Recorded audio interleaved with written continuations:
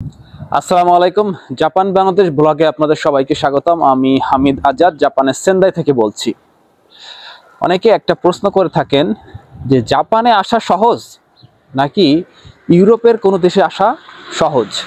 তো আজকে মোটামুটি এই বিষয় নিয়ে আপনাদেরকে একটা ধারণা দেওয়ার চেষ্টা করব। ভিডিওটি না টেনে সম্পূর্ণ দেখবেন। এখনো পর্যন্ত সাবস্ক্রাইব না করলে সাবস্ক্রাইব করবেন, ফেসবুক পেজ থেকে দেখলে অবশ্যই পেজটি ফলো করবেন। তো চলুন ভিডিওটি শুরু করা যাক। বাংলাদেশ থেকে স্টুডেন্ট ভিসায় আসলে কোন দেশে যাওয়া সহজ, জাপানে নাকি ইউরোপের কোনো দেশে? যদি এই প্রশ্নটা আমাকে করেন তাহলে আপনাদেরকে আগে জানতে হবে যে বাংলাদেশ থেকে ইউরোপে যেতে হলে কি কি প্রক্রিয়া বা কি কি ধাপ রয়েছে, বা জাপানে আসতে গেলে আপনার কি কি ধাপ পার করতে হবে। প্রথমে আলোচনা করি ইউরোপ নিয়ে।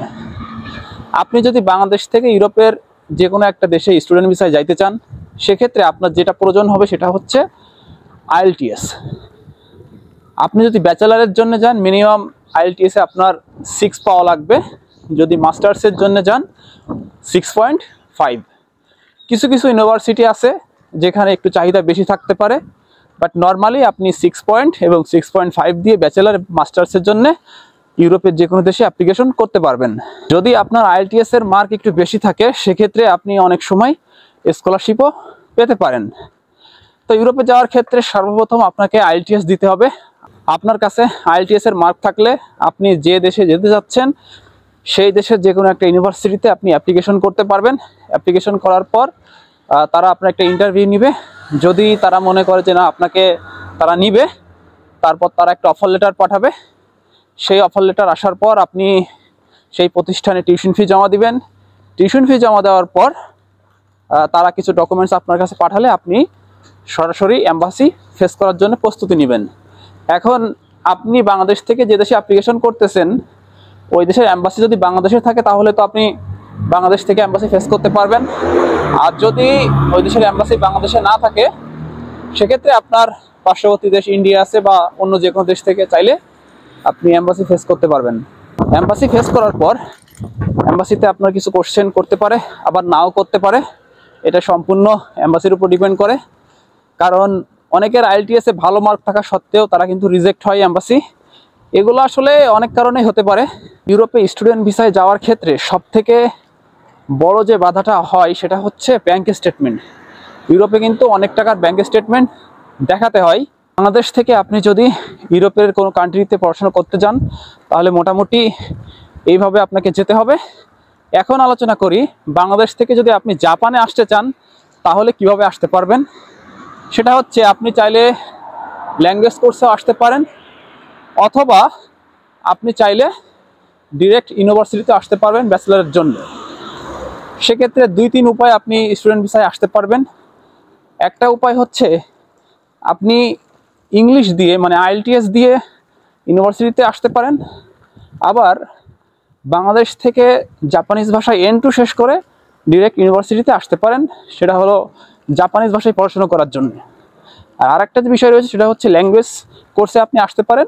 বাংলাদেশ থেকে মোটামুটি N5 জাপানের যে বেসিক লেভেলটা রয়েছে সেটা শেষ করে ল্যাঙ্গুয়েজ কোর্সে আসতে পারেন। এখানে 2 বছর বা 1.5 বছর ল্যাঙ্গুয়েজ করে এরপর আপনি ইউনিভার্সিটি অথবা সেনমন যে কোনো কিছু করতে পারবেন। তবে জাপানে আসার ক্ষেত্রে বাংলাদেশি স্টুডেন্টদের সবথেকে বড় যে সুবিধা সেটা হচ্ছে জাপানে কিন্তু মোটামুটি 12 থেকে 13 লক্ষ টাকা ব্যাংক স্টেটমেন্ট দেখালে হয়। আপনি যদি ইউরোপের সাথে তুলনা করেন, ইউরোপে কিন্তু অনেক টাকা দেখাতে হয়, মোটামুটি 20-25 লাখ 30 লাখ। এটা আসলে দেশের উপর নির্ভর করে আসলে কোন দেশে কত টাকা ব্যাংক স্টেটমেন্ট দেখাতে হবে, আপনি কোন দেশে যেতে চাচ্ছেন তার উপরে অনেক কিছু নির্ভর করে। কিন্তু জাপানের ক্ষেত্রে অনেক কম ব্যাংক স্টেটমেন্ট দেখাতে হয়। আর জাপানের প্রক্রিয়াটাও ইউরোপের মতোই, আপনাকে ল্যাঙ্গুয়েজ শিখতে হবে। ল্যাঙ্গুয়েজ শেষ করার পর আপনি জাপানে অ্যাপ্লিকেশন করবেন। অ্যাপ্লিকেশন করলে এখান থেকে আপনার সিওই আসবে বা অফার লেটার আসবে। আসার পর আপনাকে টিউশন ফি জমা দিতে হবে। টিউশন ফি জমা দেওয়ার পর সেই কাগজপত্র নিয়ে আপনাকে এম্বাসি ফেস করতে হবে। এরপর আপনি যদি জাপানিজ ল্যাঙ্গুয়েজে আসেন তাহলে অবশ্যই আপনার এম্বাসিতে জাপানিজ ভাষা নিয়ে কোশ্চেন করতে পারে। যদি সার্টিফিকেট থাকে সেক্ষেত্রে হয়তো বা আপনাকে কোশ্চেন নাও করতে পারে। এবং আপনার ব্যাংক স্টেটমেন্ট যদি সঠিক থাকে তাহলে আল্লাহর রহমতে আপনি ভিসা পেয়ে যাবেন। এখন ইউরোপ এবং জাপান দুইটা নিয়ে যদি কম্পেয়ার করেন, তুলনামূলকভাবে ইউরোপ থেকে জাপানে আসা সহজ, এটা আমি মনে করি। আবার যারা জাপানের জন্য ট্রাই করতেছে, 2-3 বছর হয়ে গেছে জাপানে আসতে পারতেছে না, তারা ইউরোপের জন্য চেষ্টা করতেছে।